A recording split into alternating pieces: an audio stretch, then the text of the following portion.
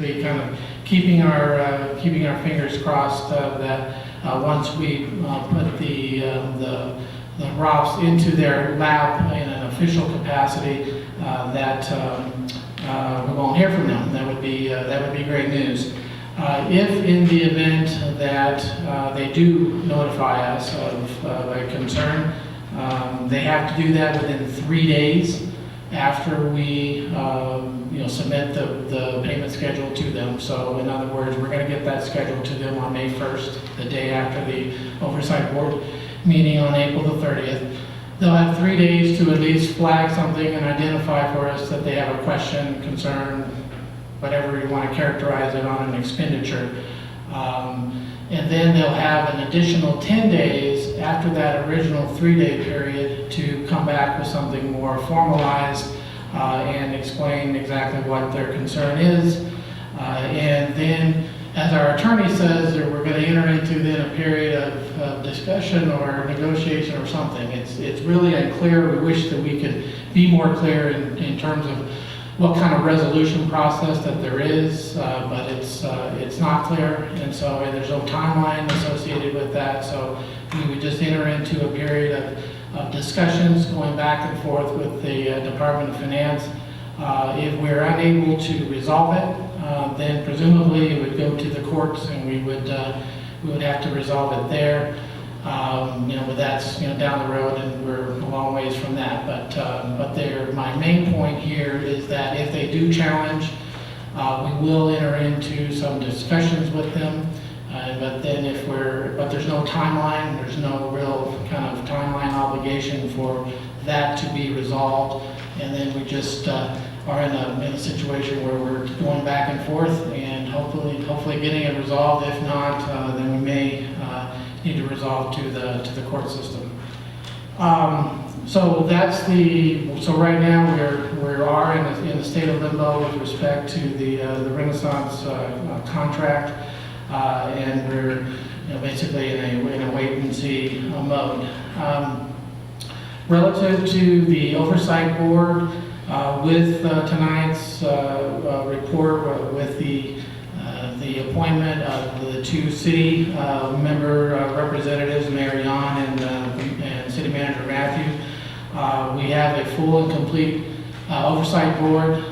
The county representatives, it's in the staff report for purposes of the public, Helen Walsh and Bob Jakowski have been appointed to the board from the county.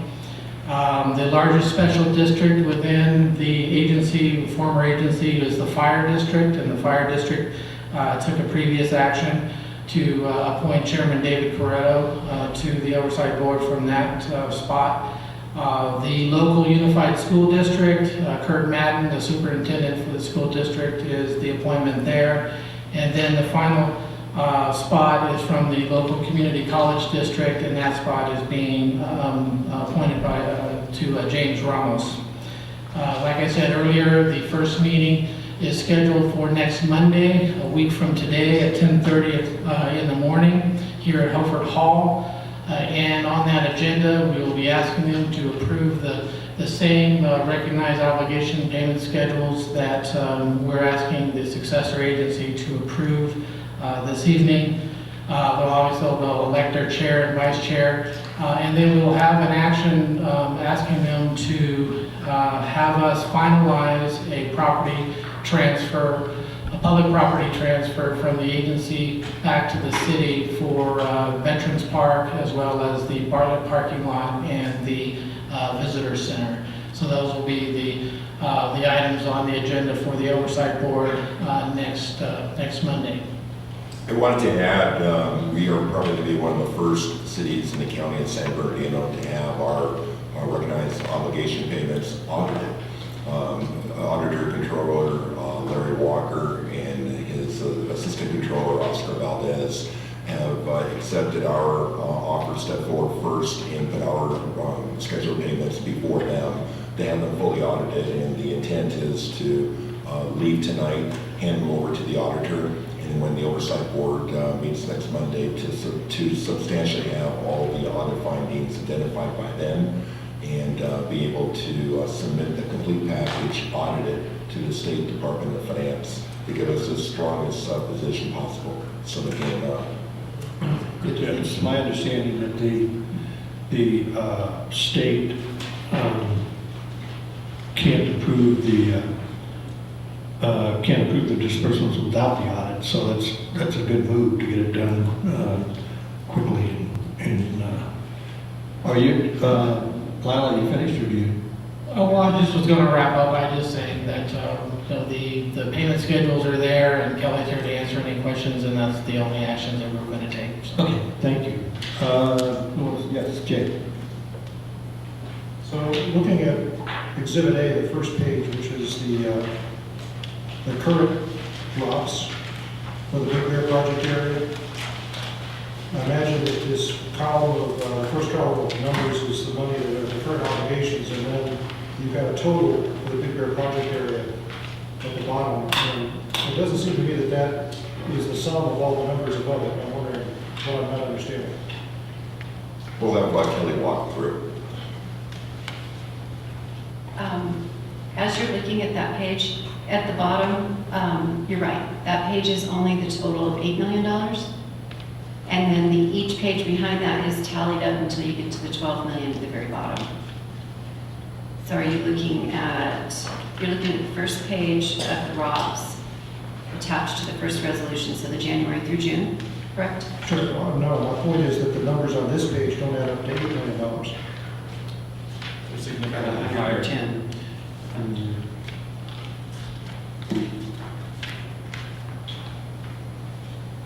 Oh, you're right. I'll need to make that revision, and then before we submit. Would you like me to run the calculation real quick and get you the actual numbers so you can make that revision verbally? Just to the extent that, I know you'd like us to act on it tonight, so Mhm. to the extent that you need to do that to get our approval, I think you should. I can do that. Are there other questions Do with you have any that? other questions of Kelly?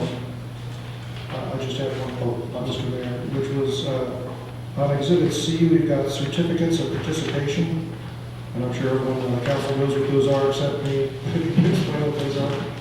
Those are actually related to the bond issue to build this building.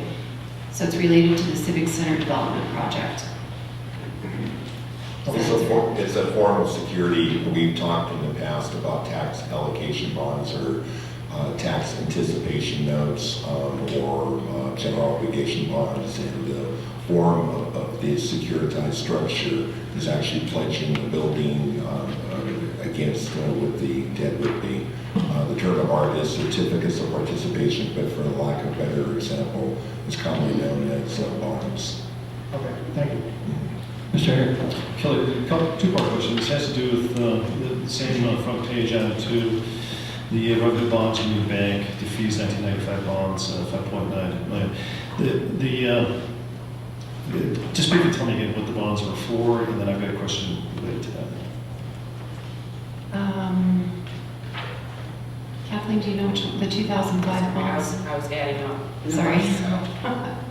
What was the question, which one? The revenue bonds, the defease 1995 bonds, 5.9. I just don't recall what it was for, but I do have a question. I have a question related to that. That was a refinancing existing debt, wasn't it? Right, Yes. So it is debt that was actually on the books. We already had sold bonds years before, and we're able to go back to the marketplace and achieve a much lower interest rate. And save a lot of money. Right. That's always great. It's all I agree. Gotcha. The question I had, and it's just jumped out, is there was no payment schedule under the January through June. I was just wondering why that was. There was no Yeah. payment schedule. And that's correct. The next payment would be due in August. So this has been updated to show outstanding obligations as of right now. And the next payment obligation will be August. So it's only paid once a year? August and February, but the February payment has already been made. Okay. I have other questions, but if somebody else wants to jump in. I just have a timing question, and this is either for Jeff or Lyle. If the oversight board doesn't meet till the 30th and the ROPS are due at the Department of Finance on the 1st, how are we getting them there? Oh, we're doing overnight that afternoon, and again, that's one of the reasons. I just want to make sure that we meet the time schedule and they don't come back and say, well, you're late somehow. No doubt. Again, we have a morning meeting on the Right. 30th and anticipate with full discussion or review and hopefully the benefit of audited statements that the decision by the oversight board will be conclusive. Based upon that, then we are prepared to have it overnight to Sacramento in time for the May 1 deadline. Okay. And we're also aware that they will accept electronic as well. Rick, you want to? And actually, it's kind of jumping back to the same question, and if I look at page, I think this is 2, or I'm sorry, page 3, the housing set-aside bonds, Union Bank as well, 3.2. Actually, it does show a payment there of $200,000. You know, I don't know if you want to go through and later punch in whatever that figure is, that payment figures. I would imagine it's close to $500,000, I would think. So, okay. And I had one other question here. All right.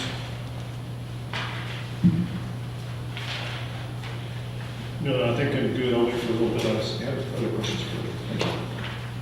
Any other questions? I have one more, Yes, sir. Mr. Mayor. On the successor administration budget, the amount that we're getting from AB 26, 250,000, is then supplemented, and is that coming out of the general fund? Yes, it would come out of the general fund, and it's intended that it will be paid out of the excess redevelopment increment that will come into the general fund. Okay, the property tax is going to come back to the city. Much like the example we talked about at the fire board meeting, the new revenues for the fire district, for the school district and the city is in place already. So we're not waiting for that. Thank you. Okay, any other questions? Separate page, it's on that. That's fine. Okay. This is going to Exhibit E, successor administration. The question I have regarding this is that I thought I had read that they're going to limit those expenses to $250,000, which was the minimum, and it's listed here as $408,000. Did I misunderstand something? The limit of $250,000 is the minimum amount that we will receive for the administrative cost allowance. So the state will pay us that amount. The actual cost to do the job is this $408,000, and the remainder of that, the balance, is going to be paid through the excess increment that will come in from the redevelopment agency. So we can still use that? We just have to Yes, justify it? we just have to, right. Okay, I understand. Well, the 250 was the minimum, not maximum. Correct. Okay. Any other questions? Just waiting for the total. I would suggest to table it for later in the meeting. We'll come back so we don't keep our members of the public waiting for us on that. Plus, we want to do a double check of the calculation, make sure it's absolutely accurate. Very good, then for right now, why don't we just kind of table and move on? We don't need a motion, do we, Mr. Knights? No. All right, we'll just go ahead and move on to item 2.1, social hours, Social host. I know. Yes, Ms. Haggard. Thank you, Mayor, and the balance of council. Well, what you have before you this evening is a continued discussion of something that you saw last year and about a year and a half ago when we started this process. It is the introduction and first reading of the social host ordinance that would add Chapter 9.37 to Division 4 of Title 9 of the Big Bear Lake Municipal Code, imposing liability on social hosts who allow minors to obtain, possess, or consume alcoholic beverages at gatherings and recovering subsequent law enforcement and emergency response costs. And if you'll recall, at your regular meeting of April 11th, last year, the City Council had a public hearing on this item. We took considerable public comment addressing this issue.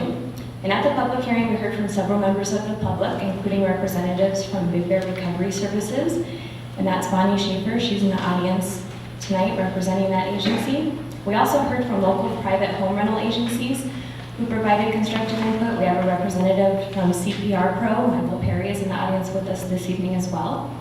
Concerns have centered around, in particular, the definition of the social